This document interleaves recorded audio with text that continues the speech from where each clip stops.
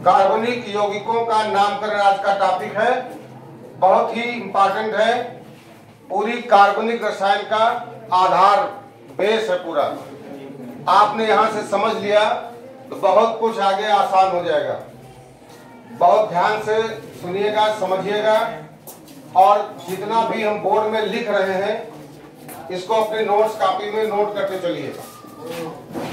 जो भी समझाया जाएगा ध्यान से आपको सुनना है, समझना है। कार्बनिक यौगिकों का नामकरण कल हमने आपको समझाया था। किसी भी कार्बनिक यौगिक के दो भाग होते हैं। पहला भाग उसका कहलाता है एल्किल समूह और दूसरा भाग कहलाता है क्रियात्मक समूह। एल्किल समूह कैसे प्राप्त होते हैं, क्रियात्मक समूह कैसे प्राप्त होता है, इसके बारे में आपको विधिवत बताया जा चुका है। इन्हीं सबका उपयोग करते हुए आज नामकरण के बारे में समझना है। जितने भी कार्बनिक यौगिक हैं इनका नाम कैसे लिखा जाता है। जैसे कि आपको शुरू में बताया गया है, जब कार्बनिक यौगिकों का निर्माण हुआ, लगातार कार्बनिक यौगिक बनाए जाने लगे और कार्बनिक यौगिक इतने महत्वपूर्ण हो गए कि हमारे दैनिक जीवन के हर एक क्षेत्र में इनका उपयोग बढ़ता गया। इनके अध्ययन को आसान करने के लिए इनके अध्ययन को आसान करने के लिए इनका वर्गीकरण किया गया। ठीक उसी प्रकार से जब बहुत सारे कार्बनिक यौगिक बन गए तो इनके नामकरण में समस्या आने लगी। नामकरण के लिए वैज्ञानिकों ने प्रयास किया कि एक निश्चित नियम बना दिया जाए जिसके आधार पर दुनिया के सभी कार्बनिक यौगिकों का नामकरण की विधि एक जैसी हो जाए, नामकरण की पद्धति एक जैसी हो जाए। शुरू में जो नामकरण की पद्धति अपनाई गई थी वो कहलाती थी निरर्थक पद्धति। निरर्थक पद्धति, ट्राइवियल सिस्टम।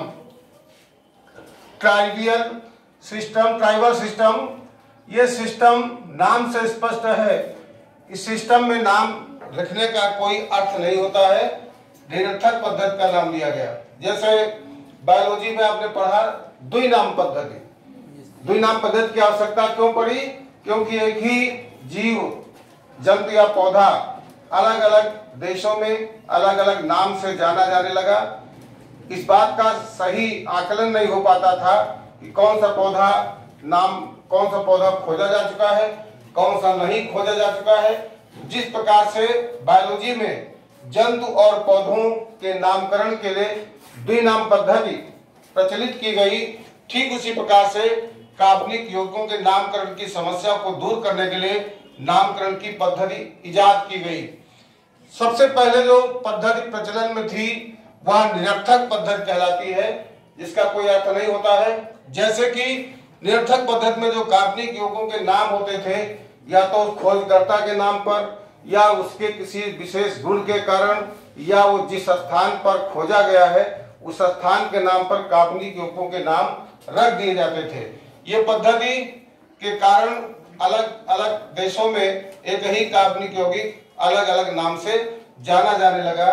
तो वैज्ञानिकों ने प्रयास किया कि कोई ऐसी पद्धति को अपनाया जाए जिसके कारण दुनिया के सभी कार्बनिक यौगिकों का नाम एक जैसा हो जाए। निरर्थक पद्धति का उदाहरण, जैसे हम आपको सबसे साधारण उदाहरण मेथेन लेते हैं। CH4 इसके बारे में आपको बताया जा चुका है। एल्केन श्रेणी का सदस्य है।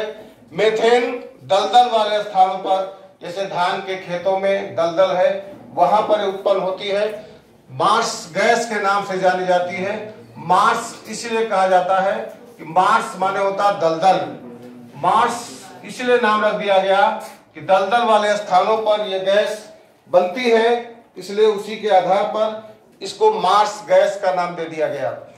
यही गैस, मेथेन गैस, कोयले की खदानों में नीचे प्राप्त होती है। कोयले की खदान जहां से कोयला निकाला जाता है, खदान से निकलने के कारण वहां पर नीचे आग लग जाती थी, इसलिए इस गैस का नाम फायर डैम्प रखा गया। जैसे कोई मजदूर नीचे गहराई में कोयला निकाल रहा है, वहां किसी कारणवश उसने माचिस जला दी, तीली जला दी, तो वहां आग लग जाती थी। इस कारण से इसका नाम फायर डैम्प रख दिया गया। तो ये निरर्थक पद्धति का नाम है। इसी प्रकार से जैसे जितने सिट्रस फ्रूट्स होते हैं, सिट्रस फ्रूट्स, खट्टे फल, जैसे आंवला है, जैसे संतरा है, इनमें एक अम्ल बनता है, सिट्रस फलों में अम्ल बनता है, इसलिए उस अम्ल का नाम रख दिया गया सिट्रिक एसिड। सिट्रस फ्रूट्स में मिलता है एसिड, इसलिए इसका नाम रख दिया गया सिट्रिक एसिड। इसी प्रकार से फार्मिक एसिड का नाम भी निरर्थक पद्धति में ही रखा गया था। फार्मिक एसिड को हम चींटियों के, लाल चींटियों के आसवन से प्राप्त करते हैं, और लाल चींटियों को लैटिन भाषा में फार्मिका कहा जाता है। लाल चींटियों के आसवन से निकाला जाता था। लाल चींटियों को लैटिन भाषा में फार्मिका कहते हैं। तो फार्मिका से मिलने के कारण इससे प्राप्त एसिड को फार्मिक एसिड का नाम दे दिया गया। इस तरह से जो नामकरण की पद्धति थी वह निरर्थक पद्धति कहलाती थी। जैसे मान लिया लैटिन भाषा में चींटी को फार्मिका कहा जाता है, हमारे यहाँ इंग्लिश में आंट माने चींटी होता है। जैसे फार्मिका से फार्मिक बना, आंट से आंटी बन जाना चाहिए। इसी समस्या को निदान करने के लिए कार्बनिक यौगिकों के नामकरण की आवश्यकता हुई। जैसे मेथिल अल्कोहल, मीठू माने होता है शराब, हुई माने होता है लकड़ी। लकड़ी के आसवन से मेथिल अल्कोहल निकाला जाता था, इसलिए उसका नाम मेथिल अल्कोहल रख दिया गया। इसी प्रकार से सिरके से एसिटिक एसिड प्राप्त होता था, सिरके को एसिटम कहा जाता है, इसलिए उसका नाम एसिटिक एसिड रख दिया गया। तो नामकरण की जो प्रारंभिक पद्धति थी वह कोई नियम पर आधारित नहीं थी। कार्बनिक यौगिकों के नाम उनके स्रोत के आधार पर या जिस स्थान पर पाए जाते हैं उस स्थान के नाम पर, या उस कार्बनिक यौगिक के किसी विशेष गुण के आधार पर कार्बनिक यौगिकों का नाम रखा जाता था। लेकिन जब कार्बनिक यौगिकों की संख्या लगातार बढ़ती गई तो फिर वैज्ञानिकों ने विचार किया कि कार्बनिक यौगिकों के नामकरण की कोई निश्चित पद्धति अपनाई जाए। जैसे कि अभी बताया हमने कि बायोलॉजी में जंतु और पौधों के नाम के लिए द्विनाम पद्धति का आविष्कार किया गया, जिसके आविष्कारक कैरोलस लिनियस हैं। इसके बारे में आप जानते हैं। तो ये था कार्बनिक यौगिकों के नामकरण का प्रारंभिक जो नियम था, वो कोई नियम नहीं था, निरर्थक पद्धति थी। इसी आधार पर कार्बनिक यौगिकों के नाम रख दिए जाते थे। लेकिन इसके बाद जो सबसे इम्पोर्टेंट सिस्टम आया वह सिस्टम बहुत ही महत्वपूर्ण और समझने योग्य है, क्योंकि जो सिस्टम है उसका नाम रखा गया IUPAC सिस्टम। आप सब ने कक्षा 10 से ही आपने 10th क्लास से आपने इसका नाम सुन रखा होगा, IUPAC सिस्टम। कार्बनिक यौगिकों के नामकरण की यह पद्धति विभिन्न देशों के वैज्ञानिकों ने मिलकर के एक बैठक की। बैठक के आधार पर नियम बनाए गए। अब इन्हीं नियमों के आधार पर इस पद्धति को IUPAC का नाम दिया गया। IUPAC का पूरा नाम जानना चाहें तो international union of pure and applied chemistry. इस सिस्टम के आधार पर अब कार्बनिक यौगिकों का नाम किया जाता है। इस सिस्टम को बनाने के लिए वैज्ञानिकों का संघ जिनेवा में इकट्ठा हुआ था। वहीं पर अंतरराष्ट्रीय नियम बनाए गए कार्बनिक यौगिकों के नामकरण के लिए। इसीलिए इस सिस्टम को हम जिनेवा सिस्टम के नाम से भी जानते हैं। IUPAC सिस्टम पूरा नाम आपने देखा कि कार्बनिक यौगिकों के नामकरण की जो पद्धति अब आधुनिक रसायन में अपनाई जाती है वो IUPAC सिस्टम है, जिसका पूरा नाम international union of pure and applied chemistry. इस सिस्टम से अब कार्बनिक यौगिकों का नाम लिखा जाता है। एक बहुत मोटे तौर पर आपको हम समझा रहे हैं कि किस प्रकार से कार्बनिक यौगिक का नाम लिखा जाता है। कार्बनिक यौगिक मीन्स ऑर्गेनिक कंपाउंड। किसी भी कार्बनिक यौगिक का नाम दो भागों से मिलकर बनता है। पहला भाग कहलाता है पूर्व लग्न और दूसरा भाग कहलाता है अनुलग्न। ये चीजें आपको जानना है। प्रफिक्स एंड सफिक्स, प्रफिक्स और सफिक्स यदि आपको पता है तो किसी भी कार्बनिक यौगिक का नाम बड़ी आसानी से लिख सकते हैं।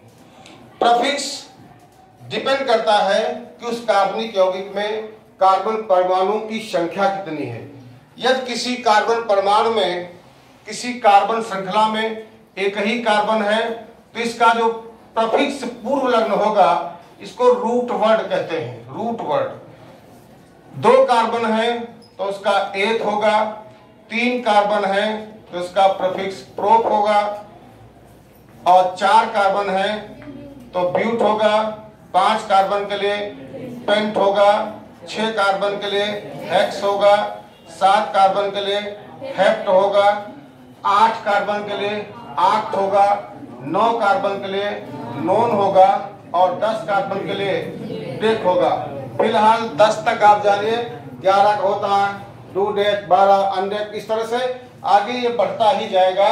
लेकिन फिलहाल आप कम से कम 10 कार्बन परमाणुओं के प्रीफिक्स याद रखें। तो जब किसी कार्बनिक यौगिक का नाम रखेंगे, लिखेंगे, तो सबसे पहले हमें उस कार्बनिक यौगिक के कार्बन परमाणु की संख्या को देखना होगा।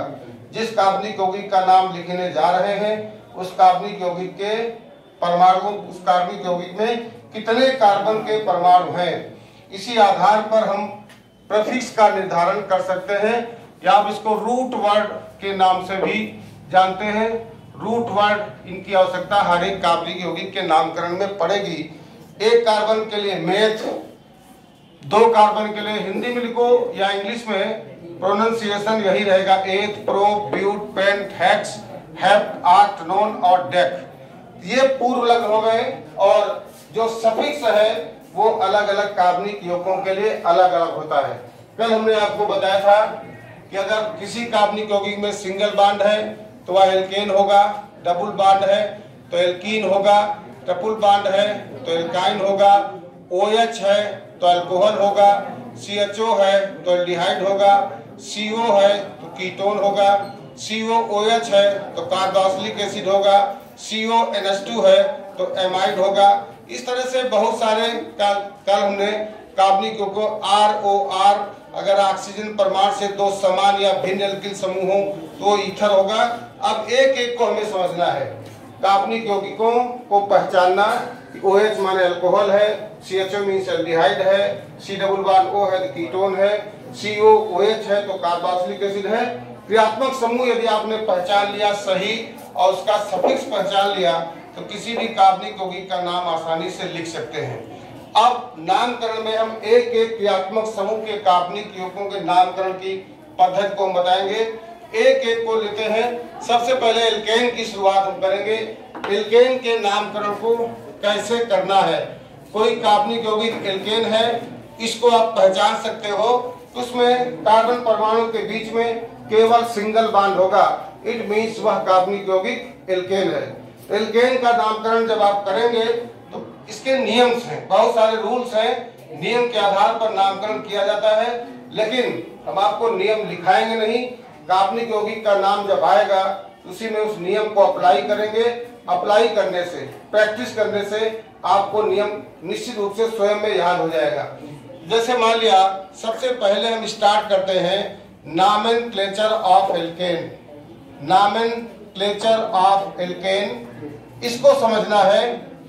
नामकरण के बाद ही अगला चैप्टर आता है समावयवता, आइसोमेरिज्म। इसको हम अलग से बताएंगे, यहाँ पर दोनों चीजें एक साथ लेकर चलेंगे तो कंफ्यूजन पैदा होगा।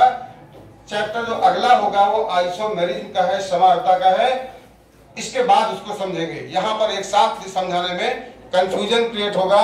तो सबसे पहले हम एल्केन के नामकरण को समझते हैं और कई सारे नियम जो नामकरण के लिए आवश्यक होते हैं इसी एल्केन के उदाहरण में हम समझाने का प्रयास करते हैं। एल्केन, जैसा कि आप जानते हैं, एल्केन का सामान्य सूत्र CnH2n+2 होता है। इस सामान्य सूत्र के द्वारा इस श्रेणी के सभी सदस्यों के नाम बड़ी आसानी से आप पता कर सकते हैं। जैसे कि N = 1 means methane, N = 2 means ethane, propane, butane, pentane, hexane, heptane, octane, नोनेन, decane. इस तरह से इस श्रेणी के सदस्य होते हैं और इसमें सभी कार्बनिक यौगिक जितने भी होंगे, यदि वह एल्कीन है तो वह सिंगल बॉन्ड द्वारा उसमें कार्बन परमाणु जुड़े हुए होंगे। कार्बन परमाणु के बीच में एकल बंध होगा, इससे स्पष्ट हो जाएगा कि जो कार्बनिक यौगिक है वह एल्केन है। जैसे मान लिया हम एक कार्बनिक यौगिक लेते हैं CH3, CH2, CH2, CH3, ये हमने कार्बनिक यौगिक लिया। इस एल्केन श्रेणी के सदस्यों का जो सफिक्स लिखते हैं वह एन होता है, एन जोड़ करके कार्बनिक यौगिक का नाम लिखा जाता है। अर्थात एल्केन श्रेणी के कार्बनिक यौगिक जितने भी होंगे उनके नामकरण करने के लिए जो अनुलग्न होता है वो एन होगा, एन। जैसे यहाँ पर आप देखिए 1 कार्बन, 2 कार्बन, 3 कार्बन, 4 कार्बन है। यहाँ पर 4 कार्बन परमाणु दिखाई पड़ रहे हैं और 4 कार्बन परमाणु में जितने भी कार्बन है सभी के मध्य सिंगल बॉन्ड लगा है, सभी में सिंगल बॉन्ड लगा है। इसका मतलब हुआ कि एल्केन है। 4 कार्बन के लिए हम प्रीफिक्स लिखते हैं ब्यूट, और ब्यूट में सफिक्स जोड़ देंगे एन, तो नाम क्या बन जाएगा, ब्यूटेन। अर्थात इस कार्बनिक यौगिक का नाम होगा ब्यूटेन। बहुत सिंपल है। इसी तरह से 5 हो जाए तो पेंटेन, 6 कार्बन परमाणु हो जाए तो हेक्सेन, 7 हो जाए तो हेप्टेन। इनका तो साधारण वालों का नामकरण बड़ा आसान है। इसी कार्बनिक यौगिक में जो एल्केन श्रेणी के हैं ये तो सीधी श्रृंखला में हैं तो उसके कार्बन परमाणु को गिन लो। गिनने पर देखो अगर 6 कार्बन है तो उसका प्रीफिक्स हेक्स हो जाएगा और अनुलग्न एन जोड़ दीजिए तो hex plus ane equal to hexane. लेकिन यहाँ से थोड़ा शुरुआत होती है। अब आगे आपको समझना है कोई ऐसे कार्बनिक यौगिक जिनमें कार्बन परमाणु की श्रृंखला है और श्रृंखला में कोई साइड में चेन जुड़ी है, कोई साइड में चेन जुड़ी है। जैसे लिखा है CH3, CH से CH3 जुड़ गया, CH2, CH3।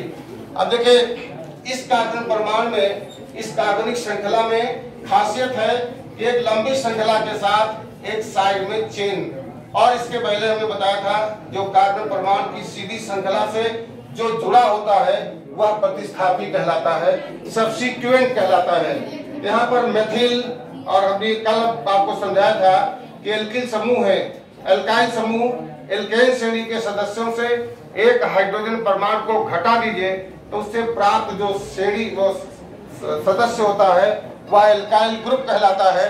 जैसे बताया था यदि मेथेन से एक हाइड्रोजन को हटा दो तो CH3 मिथाइल मिल जाएगा, एथेन से एक हाइड्रोजन परमाणु को हटा दो तो C2H5 एथाइल मिल जाएगा। इसी तरह प्रोपाइल, ब्यूटाइल, पेंटाइल प्रतिस्थापी मिल जाते हैं। यहाँ पर साइड चेन में एक CH3 जुड़ गया है। जब किसी कार्बनिक सीधी श्रृंखला में कोई प्रतिस्थापी जुड़ा हो तो फिर कार्बनिक श्रृंखला का अंकन करते हैं, नंबरिंग करते हैं। और यहाँ रूल नंबर फर्स्ट तो क्या हुआ कि नंबरिंग उधर से प्रारंभ करते हैं जिधर से जुड़ने वाला प्रतिस्थापी पास में हो। यहाँ पर यहाँ से नंबर डालते 1, 2, 3, 4 कार्बन है। अगर इधर से डालते 1, 2, 3, 4, लेकिन यहाँ से राइट टू लेफ्ट डालने पर, नंबरिंग करने पर मेथिल 3 नंबर पे आ रहा है, लेकिन लेफ्ट टू राइट जाने पर मेथिल 2 नंबर से आ रहा है। तो नंबरिंग उस सिरे से प्रारंभ करते हैं जिधर से जुड़ने वाला प्रतिस्थापी नजदीक हो। अर्थात हमारी ये नंबरिंग सही है, ये नंबरिंग सही नहीं है। जिस नंबर से जो प्रतिस्थापी जुड़ा होता है, यहाँ से बहुत ध्यान देना, जिस नंबर से जो प्रतिस्थापी जुड़ा होता है उसका नंबर और उस प्रतिस्थापी का नाम लिखते हैं। 2 नंबर से क्या जुड़ा है, मिथाइल, तो 2 मिथाइल। अंक और शब्द के बीच में हाइफन लगाते हैं, डैश जिसको कहते हो हाइफन। तो 2 से क्या जुड़ा है, मिथाइल। और कार्बन कितने हैं, 4 के लिए क्या लिखेंगे, ब्यूट, ब्यूट लिखते हैं 4 के लिए। और एल्केन है, कार्बन परमाणु के मध्य केवल सिंगल बॉन्ड है, एल्केन है तो अनुलग्न होगा एन, तो ब्यूट में एन जोड़ो तो ब्यूटेन। तो किसी भी कार्बनिक श्रृंखला जिसमें कोई प्रतिस्थापी जुड़ा हो, प्रतिस्थापी जिस तरफ से नजदीक होता है, मतलब मिनिमम नंबर उसको मिले नंबरिंग करने पर, उधर से नंबरिंग करते हैं। तो 2 से मेथिल जुड़ा है, 2 मेथिल ब्यूटेन, पहला एग्जाम्पल, इसको लिख लीजिए। दूसरा एग्जाम्पल CH3, CH से यहाँ CH3 जुड़ा है और फिर CH यहाँ भी CH3 जुड़ा है और फिर CH3। अब आप देख रहे हैं इस कार्बन श्रृंखला में दो जगह पर मेथिल जुड़ा है, दो जगह पर जुड़ा है। इधर से करोगे 2 नंबर पे, इधर से करो तो 2 नंबर पे। दोनों तरफ से जुड़ने वाले प्रतिस्थापी की डिस्टेंस बराबर है, तो नंबरिंग आप चाहे लेफ्ट टू राइट करो चाहे राइट टू लेफ्ट करो, दोनों तरफ से सही होगी। 1 2 3 4। 2 से मेथिल जुड़ा है, 3 से मेथिल जुड़ा है, 2 बार जुड़ा है। जब एक ही तरह का प्रतिस्थापी 2 बार जुड़ा हो, 2 बार जुड़ा होने के लिए डाई लिखते हैं, 3 बार जुड़ा हो तो ट्राई लिखते हैं, 4 बार जुड़ा हो तो टेट्रा लिखते हैं, 5 बार जुड़ा हो तो पेंटा लिखते हैं। इस तरह से हेक्सा हेप्टा। यहाँ पर 2 बार मेथिल 2 बार आपको दिख रहा है, एक 2 नंबर से और एक 3 नंबर से। 2 बार के लिए डाई लिखेंगे और जिस जिस नंबर से जुड़ा है उसका नंबर भी लिखते हैं। 2 से मेथिल है तो ये नहीं लिखेंगे 2 मेथिल 3 मेथिल एक साथ। 2 से है, 3 से है, 2 3। 2 बार है, 2 बार के लिए डाई, 2 3 डाई। अंक और अंक के बीच में डैश सॉरी कामा और अंक और शब्द के बीच में हाइफन लगाते हैं। 2 3 2 बार तो डाई। क्या जुड़ा 2 बार? Methyl, di methyl. कितने कार्बन? 4। 4 के लिए ब्यूट, सभी सिंगल बॉन्ड से ब्यूट में एन जोड़ो ब्यूटेन, तो इसका नाम होगा 2 3 डाई मेथिल ब्यूटेन। नोट करते चलिए, आगे बढ़ते जाएंगे एक ग्रुप के लिए। इस तरह से इसका नाम था 2 मेथाइल ब्यूटेन, इसका नाम होगा 2 से मेथिल, 3 से मेथिल, 2 बार मेथिल। डाई लिखेंगे तो 2 अंक भी आएंगे। 2 नंबर से है तो 2, 3 से है तो 3, 2 बार है तो डाई। 2 3 die methyl butane. अंक अंक के बीच में कामा लगाते हैं, अंक और शब्द के बीच में हाइफन, तो इसका आईयूपीएसी नाम होगा 2 3 डाई मेथिल ब्यूटेन। इसी प्रकार से आज एल्केन को ही समझते हैं और एल्केन में ही सारे नियम अप्लाई करके देखते हैं। तो पहला नियम क्या पाया कि किसी कार्बनिक श्रृंखला में यदि कोई प्रतिस्थापी जुड़ा हो तो नंबरिंग उधर से स्टार्ट करते हैं जिधर से जुड़ने वाला प्रतिस्थापी पास हो। दूसरा क्या देखा कि अगर एक ही तरह का प्रतिस्थापी किसी कार्बनिक श्रृंखला में 2 बार 3 बार 4 बार जुड़ा हो तो 2 बार के लिए डाई, 3 बार के लिए ट्राई, 4 बार के लिए टेट्रा आदि का प्रयोग करते हैं। अब एक छोटा सा दे रहे हैं CH3 C से CH3 दोनों तरफ जुड़ा है और CH3।